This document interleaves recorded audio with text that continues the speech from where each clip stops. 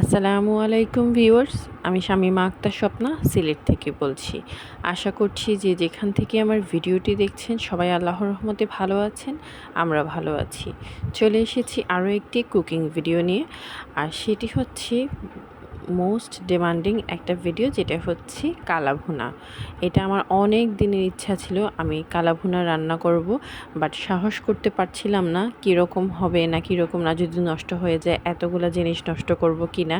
এটা নিয়ে খুব বেশি আমি একটা ডিলেমায় ভুগছিলাম আর চিন্তা করছিলাম যে করব কি করব না, কিন্তু লাস্ট ফিনিশিং করেই ফেললাম।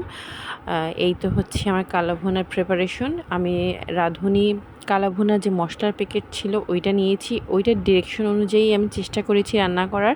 আর কিছু আমি নিজের স্পাইস অ্যাড করেছি আমার মন মতন। আমার কাছে তেমন একটা প্রথমে স্বাদ লাগেনি, তো আমি চেষ্টা করেছি আমার মন মতন কিছু দেওয়ার। এইটাই নিয়ে আমি একটা রেসিপি করেছি।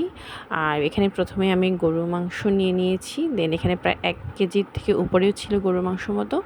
ওইখানে আমি কালাভুনার মশলার একটা প্যাকেট দিয়েছি, আর সাথে দিয়েছি স্বাদ মতো লবণ, বেশি করে সরিষার তেল, তারপর টমেটো সস, সয়া সস, এগুলো দিয়ে মাখিয়ে আমি বসিয়ে নিয়েছি। আর পাশের চুলে এখানে আমার কিছু গুঁড়া মশলা আমি এমনি বাসার জন্য রেডি করছিলাম। তো লাস্টে আবার মাংস একটু সিদ্ধ হওয়ার পর আর একটা ছোটো প্যাকেট থাকে, ওই মশলাটাও অ্যাড করে দিয়েছি। দিয়ে ভালো করে এটা নাড়তে থাড়তে যতক্ষণ পর্যন্ত না কালো কালার চলে আসছে ততক্ষণ পর্যন্ত আমি নাড়া করে দিয়েছি।